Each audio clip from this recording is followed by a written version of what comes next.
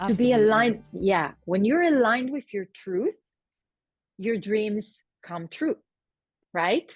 Absolutely. And that it's funny because obviously I have explored so many different modalities, and that's everyone says the same. It's like when you are in line with yourself doing what you love, you it comes naturally and easily. Whatever you're seeking, motherhood, business, relationship, um I think what's happened for most people is that we've just not been raised in a society that teaches us that.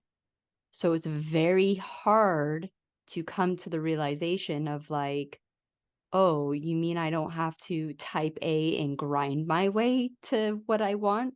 Because that's all I've done. And I have seen success in my business and my career and college. And I'm in a loving relationship, but I worked really hard to get there. And the hard truth is that you cannot type A your way out of fertility issues. You have to do like the extreme opposite. But tell us a little bit about your fertility journey.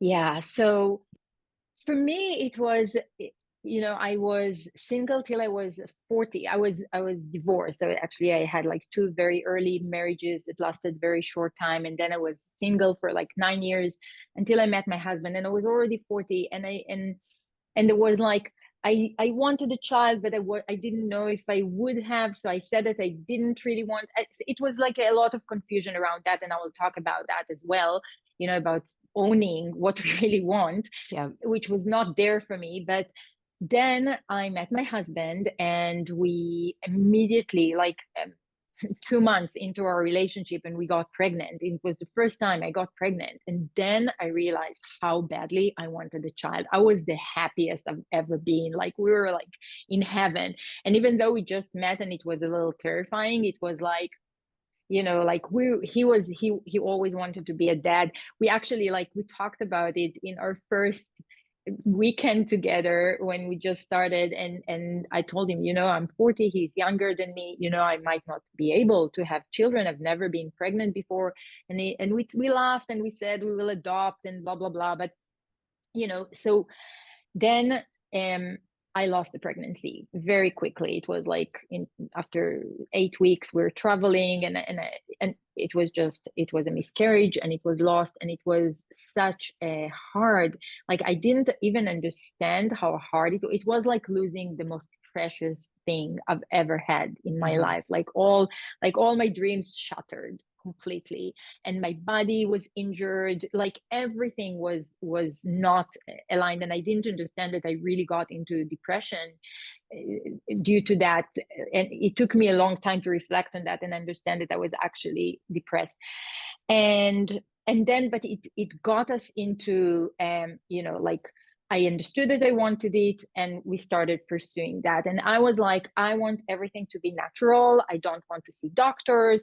Like the doctor said, I had a benign tumor in my womb, and I needed to take it out. And I'm like, I don't want to do surgeries. I don't want to do anything. I went to, like, I had like water fast for 6 days, just water. I did Wow. like really extreme, I Mhm. went to Ayurvedic doctors, to Chinese, to acupuncture, to like everything. I was drinking teas all the time, and I was like, but it was so stressful, Yeah. and it was like, and my husband and I, we were just like, we just met, we're just trying to figure out our relationship, we're just trying to figure out where we are in the world, what we're going to do. It was just like, it was very chaotic. And then at a certain point we found ourselves, he found a job, like we moved to live in Israel for a few years. Like we pretty much got stuck there because I wanted to move in the States, which was also like a challenge. But anyway, at a certain point my husband said, you've been trying a long time, it's been a year that we've tried everything, and maybe we should do this procedure, this medical procedure to remove the benign tumor. And I said, okay, you know what, let's do it. So we did it, and then I immediately got pregnant again, but then I lost it again. And then, and all this time I was super, super healthy. Like I had an Ayurvedic consultant, I had a Chinese acupuncturist. I was going to like, I ate super, super healthy. I didn't drink any alcohol. I was really like, was sleeping well. I even like, my teacher, Deborah Silverman, opened her school during this time that I was trying to get pregnant, and I was in Israel and she was in Boulder, so the course would be at night, and that was the only reason I didn't take it, because I was like, I need to sleep well. I cannot stress my sleep. So I was working in it for 3 years. I really like, I put everything aside.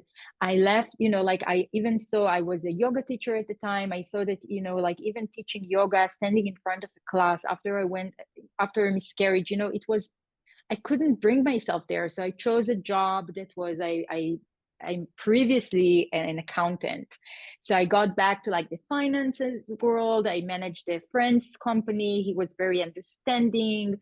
If I needed days off, he allowed me that. So I had some stability, and like I chose really the environment that could support this process. But what I didn't understand was that I was very hard on myself, and I had very little belief that I could actually get pregnant. Mm-hmm. And eventually I got to the point where I was almost it was just before my 43rd birthday. And my mom died when she was 44. And in my mind, I was like, I'm not getting to my mom's death age without being a mom myself. Like, I really need to be a mom by the age of 44. And, and then I was supposed to go through IVF for the first time, but I only had one egg.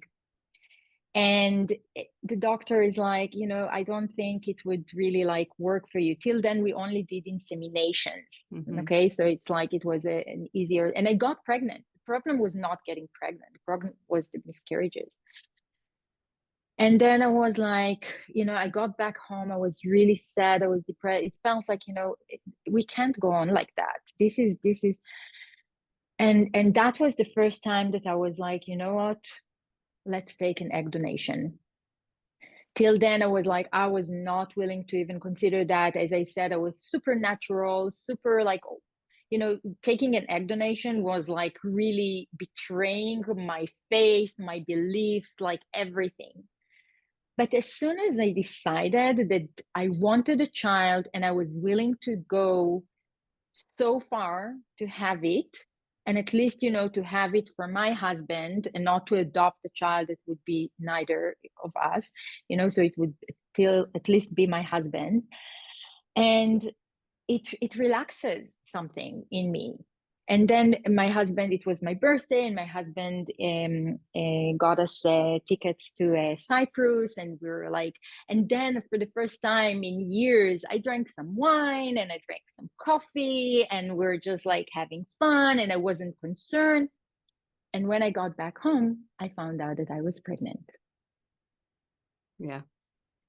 Yeah, so that was my story, and I didn't need to take the egg donate. It was just the tension had to be removed. It was all, everything that was blocking me was the tension of getting it. Yeah. Once I removed the tension, it was there. Yeah, absolutely. And how we said at the beginning of that being type A and that control, right? Like we feel like we've had to control every aspect of our life. And because we've seen the results that we wanted during that control, we thought, well, yeah, bring confirmation. Like if I'm in control, then I'll get what I want. Where it's just most of the time does not work with fertility. And you're so, like you said, you put up these blocks, one subconsciously, right? Because you did have that, your mother's death at 44. You had society telling you that you were old, you couldn't do it. The doctor said it's not going to work, right? So those are all subconscious beliefs that are like piling up around you. And it sounds crazy, but when you are doing everything physically right, you can't fault someone's health.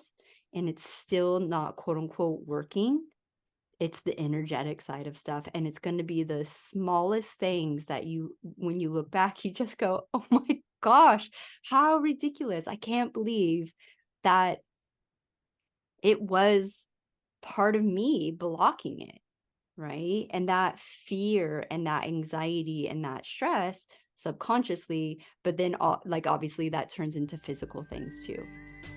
Yeah.